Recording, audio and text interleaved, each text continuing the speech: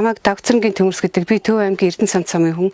За 2000 онд энэ Улаанбаатар хотод орж ирэл энэ Сонгон хайрхан дүүргийн 9-р хорооны малчны нэгэн хотод оршин суугаад одоо 18 9 жил болж байна. Их чинь нэг хотын дарга Батболтойгоо нэг жирийн амьдралтай бидэнтэй нэг ирээд нэг өдрийг танилцаад бидэнтэй нэг хамт байгаа ч.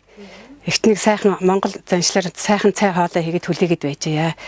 Амжил энэ 7 хоногт амжихгүй эх 7 хоногт ирээрээ. Тэгээ манай энэ Баян шүний гэр хороол ихтэй учраас утаа ихтэй. Ялангуяа одоо энэ өвлийн цагт бол энэ хүүтний үед өглөө орог бол голцол харанхуй шуул явдаг шүү дээ. Амар их утаатай хоолоо ам хорсоод л явхад бол хүндрэлтэй. Тэгээд ханаа төрн өвчин зовлон ихтэй их л байдгийг. Тэгээ ихчийн хувьд бол одоо энэ төслийн 100 авч хэрэглэлээ. Дулаан баригч гэдэг нь янтантай навч хэрэглээд уул нь янз янзын арга хэмжээ аваад байгаа. Тэгсэн мөртөө нөгөө утаа хэвээрээ хөөдөртөгтэйгээ зууралцсан хэвээрээ. Одоо эд ерсөглөний өвлийн цагт би одоо нэг портер хагас нөрс төлдөг шүү дээ чинь.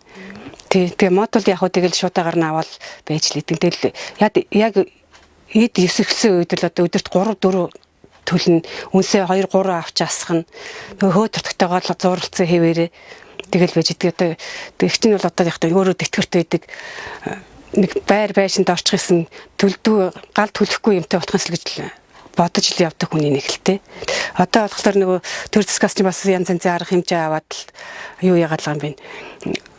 Шөнийн тарифыг тэгэлцсэн гэсэн. Тэр цахилгаан хаалга оргид янз янз юм яриад байгаа юм байна. Тэрийг авчихсан гэж бодох юм. Тэгэхээр тэр нөх өндөр өртөгтэй биднэрт бол авах дийлэх аргагүй юм байдаг юм байл. Жирийн иргэн одоо зүгээр бидний энэ амьдралтай ирээл хотын дарга ирээд нэг манад нэг ирээд танилцаашаа гэж бодож байна. Тэгээд хотын даргаагаа уурж байгаа юм. Амжил одоо энэ 7 хоногт ирээд амжихгүй эх 7 хоногт манад нэрж биднэртэй нэг цог нэг шинийг аваачаал гэж чинь урьжээ.